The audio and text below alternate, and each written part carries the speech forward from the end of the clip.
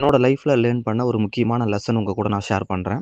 நான் before wastage சென்னையில நான் வேலை செய்யும்போது, நானும் கிரிக்கெட் பார்த்துக்கிட்டு, ஐபிஎல் பார்த்துக்கிட்டு, ட்ரீம் 11ல மேட்ச் போட்டுக்கிட்டு, அப்படி தான் வாழ்க்கை போயிட்டு இருந்தது.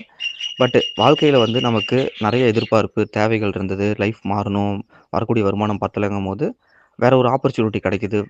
வெஸ்டேஜ் மாரி ஒரு ஆப்பர்ச்சுனிட்டி கிடைக்கும்போது, அதுக்கப்புறமும் நம்ம வந்து அந்த மேட்ச் பார்த்துக்கிட்டு, கிரிக்கெட் பார்த்துக்கிட்டு, நம்ம டைம் வேஸ்ட் பண்ணிட்டு, இல்ல இந்த ட்ரைனிங் டைம்ல வெஸ்டேஜ் பண்ண வேண்டிய நேரத்தில வந்து கிரிக்கெட் பார்த்துக்கிட்டு நம்ம டீவியேட் ஆகுறதுனால, நமக்கு எந்த பிரயோஜனமும் இல்ல அப்படிங்கிறத நான் புரிஞ்சுக்கிட்டேன்.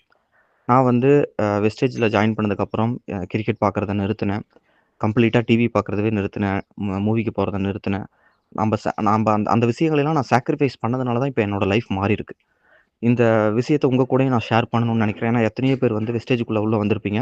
பட் ஆனா உங்களால வந்து அந்த ஒரு எமோஷன கண்ட்ரோல் பண்ண முடியாம, உங்களால அந்த ஒரு சில சின்ன சின்ன விஷயங்கள சாக்ரிஃபைஸ் பண்ண முடியாம, உங்க வாழ்க்கையில வந்து தோத்துறக்கூடாது அப்படிங்கிறத வந்து நான் தெரியப்படுத்தணும். உங்கள்ட்ட நான் கேட்டுக்கிறேன். ஏன்னா நம்ப டிவி பார்க்குறோம். நம்ப வந்து மேட்ச் பார்க்குறோம். அங்க வந்து சச்சினோ, இல்ல தோனியோ வந்து 35, 40 வயசுல வந்து ரிட்டயர் ஆகும்போது, நம்ம வந்து வருத்தப்படுறோம். ஐயோ! அவங்க அடுத்த மேட்ச் நல்லா விளையாடணும். அவங்க அடுத்த மேட்ச் விளையாண்டா தான் வந்து அவங்க அடுத்தடுத்த மேட்ச்ல இருப்பாங்கல்ல, அடுத்த வருஷம் இருப்பாங்க. அவங்க நல்லா விளையாடணும்னு நம்ம கடவுள்ட்ட வேண்டிக்கிறோம். அவங்க மேல அவ்வளோ அக்கறைப்படுறோம். அவ்வளோ வந்து இது பண்றோம். பட் ஆனா நம்ம ஃபேமிலில இருக்கிறவங்க, நம்மளோட பேரண்ட்ஸ் வந்து இன்னும் 60 வயசு ஆகியுமே ரிட்டயர் ஆகாம அவங்க வேலை செஞ்சுட்டு இருக்காங்க.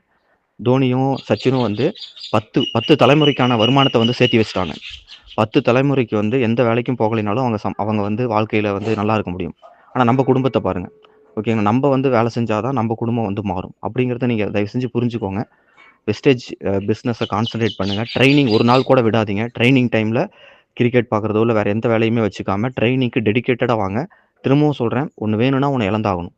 வெஸ்டேஜ்ல உங்க லைஃப் மாறணும் அப்படின்னா, வெஸ்டேஜ்க்கு டைம் குடுக்கணும். அந்த டைம்ல வந்து கிரிக்கெட் பார்த்துக்கிட்டு, இல்ல வேற ஏதாவது ஃபன் பண்ணிட்டு விளையாண்டுட்டு இருக்கிறது, அது எல்லாத்தையும் ஓரங்கட்டுங்க. ஃப்ரெண்ட்ஸ் கூட சேர்ந்துக்கிட்டு வெளிய அவுட்டிங் எல்லாத்தையும் ஓரங்கட்டிட்டு, வெஸ்டேஜ கான்சன்ட்ரேட் பண்ணீங்கன்னா, சின்சியரா நீங்க வந்து பண்ணீங்க அப்படின்னா, உங்க லைஃப் கேரண்டியா மாறும். நான் அடிச்சு சொல்றேன், உறுதியா சொல்றேன்.